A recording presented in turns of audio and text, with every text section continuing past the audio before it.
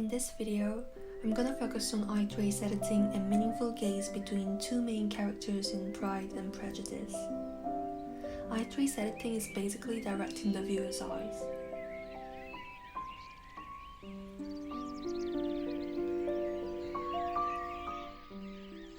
So the most important part of shot A is placed in the same area of the frame as the most important part of shot B. So when the cut changes, the viewer's gaze naturally finds it right there.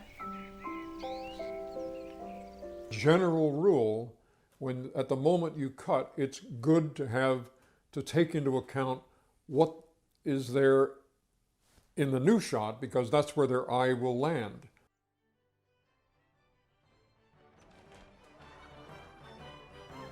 Their first meeting takes place in a ballroom surrounded by loud music and countless people.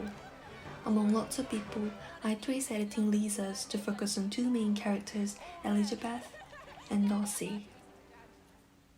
It details the gaze and eye contact between characters, revealing their subtle feelings without conversation. When Darcy and his friends open the door, the most striking thing in this shot is the back of his head, which is the tallest person standing in the middle. And in the very next shot, Elizabeth's face is placed in the same spot where Darcy's head was. So our eyes don't have to jump all over the place, but immediately find two important figures in the same spot. And now, when Darcy slowly enters the ballroom, he looks sideways, and there is Elizabeth where his eyes fall on. But when she raises her head, Darcy quickly avoided her eyes. She looked at his back for a while and then left. We can tell they are conscious of each other's eyes, and Darcy's prudence and Elizabeth's playfulness are revealed by the way they are looking at each other. And the ball goes on again. Elizabeth repeatedly says smile to her sister.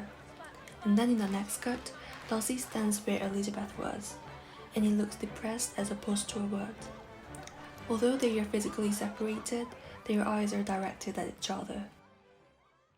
Again, let's focus on Darcy's gaze. Introduce Mr. Darcy of Pemberley in Derbyshire. When Mr. Bennet introduces his daughters to Darcy and his friend Bingley, he keeps glancing to the left, and where his eyes land, Elizabeth stands there.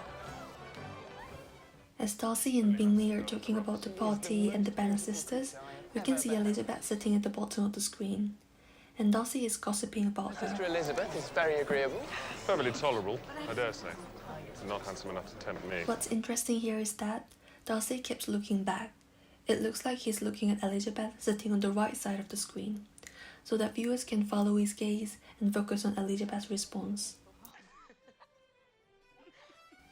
Like this, by eye trace editing with meaningful gaze of the two main characters, we can pay attention to the progress of their relationship in the crowded ballroom. Jane, who is considered the beauty of When the music stops, the Bennet family gathers with Bingley and Darcy, and the camera circles around them to capture their conversation. However, he did write her some very pretty verses. And that put paid to it. I wonder who first discovered the power of poetry in driving away love. I thought the When Darcy speaks to Elizabeth, the camera slowly settles down to focus on the two. I'm convinced one poor sonnet will kill it stone dead. So what do you recommend to encourage affection? Dancing. Even if one's partner is barely tolerable. Elizabeth returns exactly what Darcy said about her appearance and runs out of the room.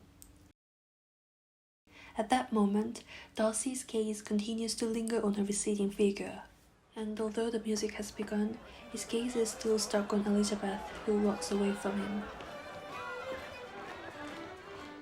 To sum up, the strategies of eye trace editing and meaningful gaze creates tension in Darcy and Elizabeth's first meeting sequence, revealing subtext behind their words and expressions.